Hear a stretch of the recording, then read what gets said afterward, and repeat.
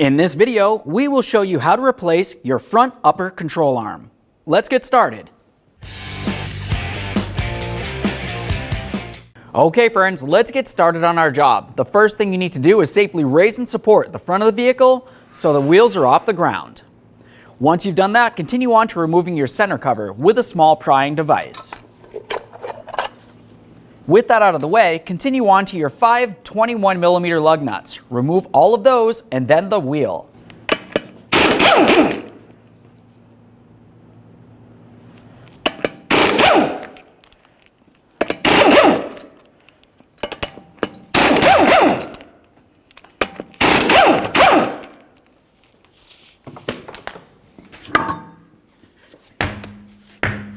With the wheel off of there, make your way to the back side of the caliper. On the back side, you'll find two 18mm headed bolts that hold the caliper bracket to the steering knuckle. Remove the pair.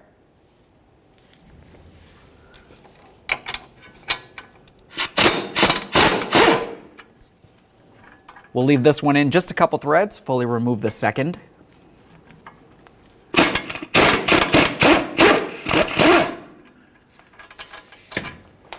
Inspect your hardware as you remove it. Replace it as necessary.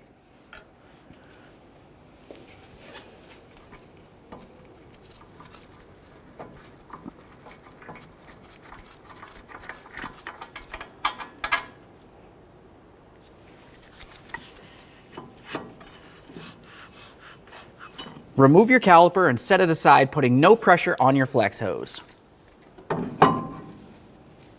Continue on to removing your brake rotor. Give that a quick inspection and set it aside. Now that we have that out of the way, let's continue on to our upper sway bar link nut. This will be easiest to remove if you heat it up a little bit. We'll use a 15mm. Now we can move along to our lower mounting nut. On this one, you can go ahead and use a little bit of heat as well to try to melt out the neoprene locker. Once you've done that, you can either try to hold onto the stud here with a 7mm wrench, or use some locking pliers and try to grab onto the stud along the other side of the sway bar itself. Once you've done that, continue on with a 15mm to remove this mounting nut.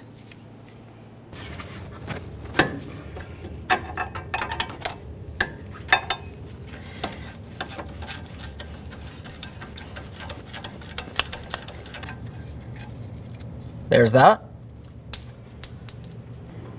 Remove your front sway bar link. With the sway bar link out of the way, we can continue on removing our upper ball joint nut. Use a 24mm to remove this.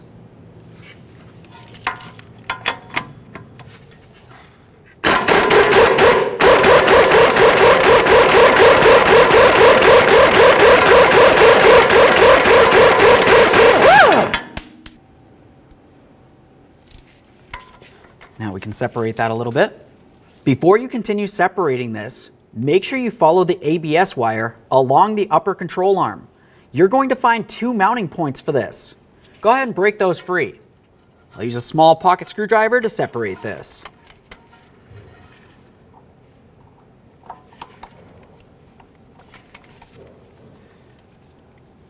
Now that we have this disconnected from the control arm, we'll continue on down along to where it connects onto the knuckle.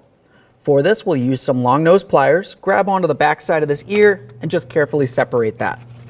Once that's separated, make your way to the back side of the wheel bearing. There should be a rubber protective boot that covers this area. Go ahead and pull that aside. At that point, you can access the electrical connector. Along the top of the connector, there's a small tab. You can get underneath that and pull it up and away. Once you do, go ahead and disconnect it. Give it a check for corrosion and then set that aside. Now we can separate the upper ball joint from the knuckle. Now let's make our way to where the front strut meets to the lower control arm. You'll find on the forward side a 24mm nut.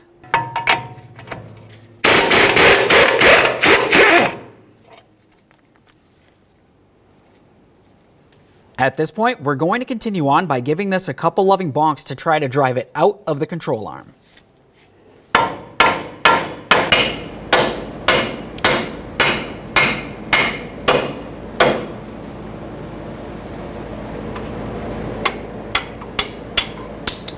Now we can make our way up into the engine compartment. Let's continue on by removing each of our 3 13mm headed nuts that hold the strut to the strut tower.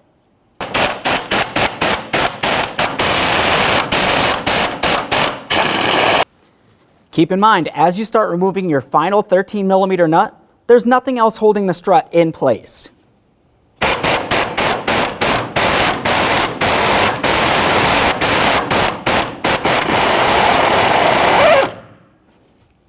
Now we can make our way back into the wheel well. Carefully grab onto your steering knuckle and the coil spring around your strut. We'll pull these down and then pull the strut towards the outer aspect of the vehicle, making room for our 2 control arm mounting bolts. To start removing these, we'll use a 21mm socket to fully loosen the mounting nut.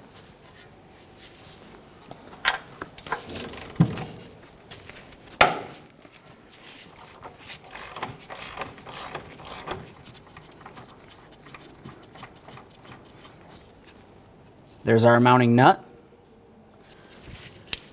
At this point, you should be able to push this in and out. We're going to leave it in there for now. We'll continue on doing the exact same thing to the other mounting nut.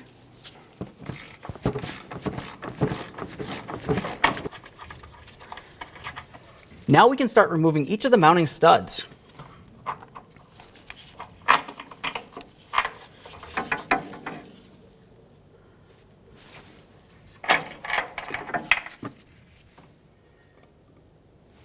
Let's grab that upper control arm, give it a little wiggle to remove it from the vehicle. There it is, friends. Before you put your control arm in the recycling bin, continue on to removing each of your plastic clips. Do that using a trim tool.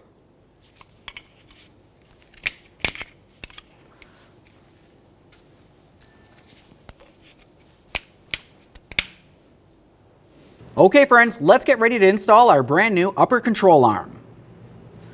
Take that and slide it in place. It's going to be a little bit of a tight fit. Just go ahead and line it up and then bonk it in with a rubber mallet.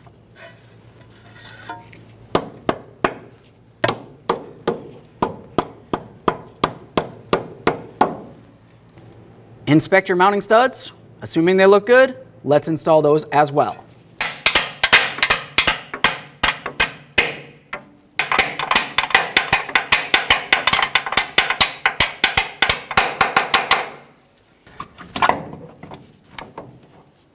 Continue on to each of your mounting nuts.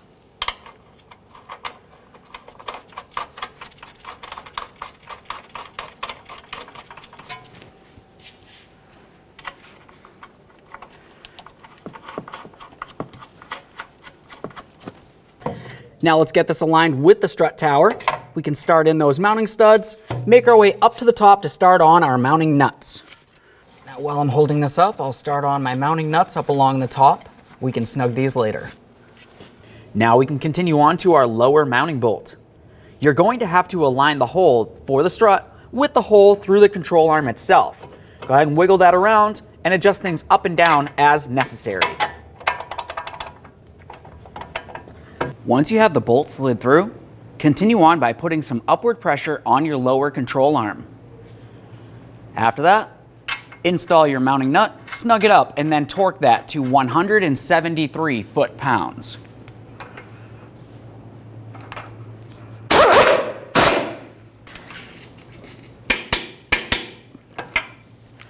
Remove your support. Using a pry bar to push the control arm down, let's tighten our ball joint nut.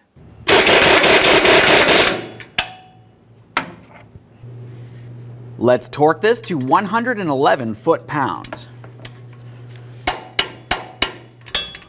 We'll start with the longer stud up along the top. Slide that directly into the knuckle. You can start the mounting nut on at this point. With that started, continue on to the lower aspect. We'll press that right into the sway bar. Once we have that in there, we'll put the nut on as well.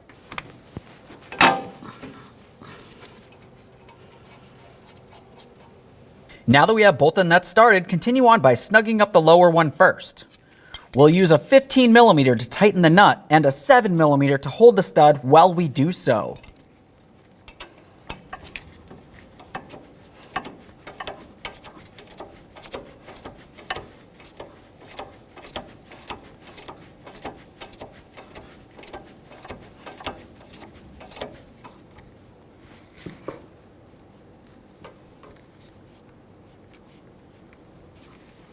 Make sure that's nice and tight. Once that's tight, torque it to 41 foot-pounds. Now we can make our way up to the top nut, snug this, and then torque it to 46 foot-pounds.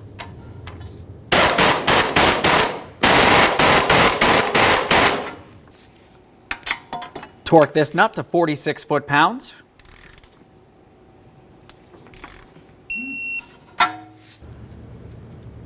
Let's install our clips on the brand new upper control arm.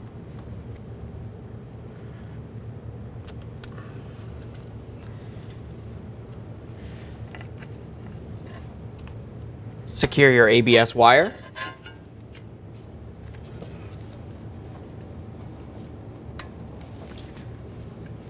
Continue on by pressing this in. Reconnect your electrical connector on the backside of the wheel bearing. Press it in. When you feel a click, give it a tug to make sure it's secured. Apply some pressure underneath your lower control arm, putting the suspension in ride height position. Now you can snug each side of the upper control arm bushing nuts. Once you have them snug, torque each to 111 foot-pounds.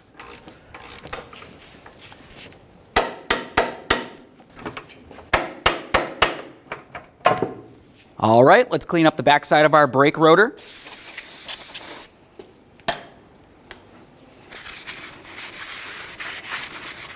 Give it a quick inspection. The next thing you want to do is clean up the hub mating surface.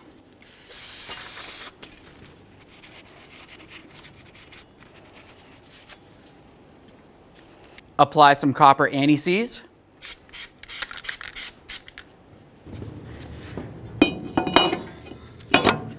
Install one of your lug nuts to hold the rotor in place while you continue. Install your brake caliper.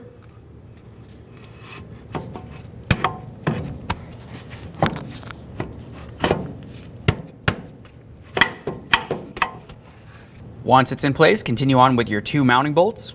We'll start each of these in, bottom them out, and then torque them to 118 foot-pounds.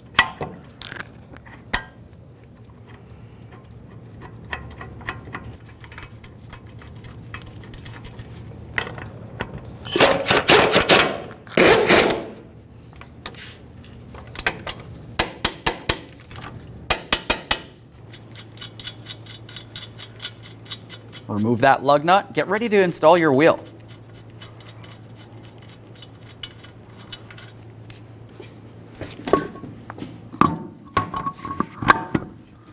Put the wheel in place. Start on all 5 of your 21mm lug nuts and then bottom them out.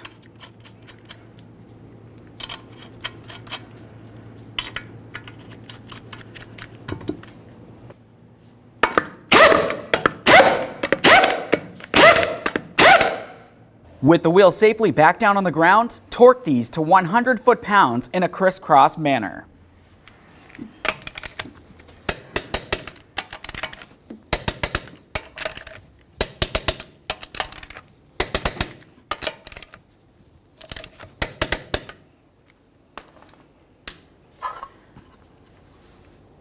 Reinstall your center cover.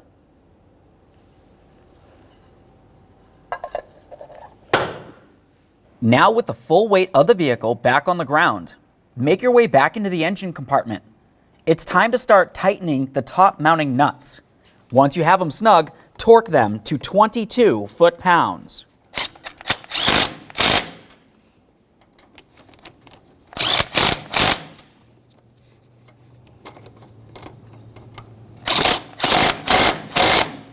Now to be able to properly torque this, you're going to want to carefully remove the computer from this area.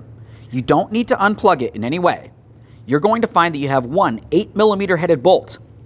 Let's remove that bolt. Quick inspection. Grab the computer and carefully set it aside. Now we can torque each of our mounting nuts to 22 foot-pounds.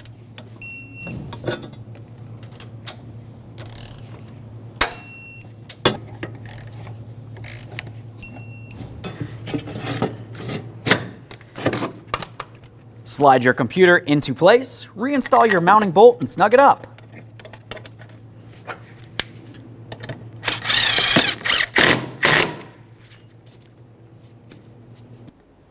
Okay friends, we've got the car back together. At this point, take it for a road test. Get yourself safely down to your local alignment shop. Thanks for watching. When only the best will do, demand TRQ. The only company that lets you view before you do. TRQ is committed to offering the highest quality aftermarket auto parts that are engineered for peace of mind. Thanks for using and viewing with TRQ.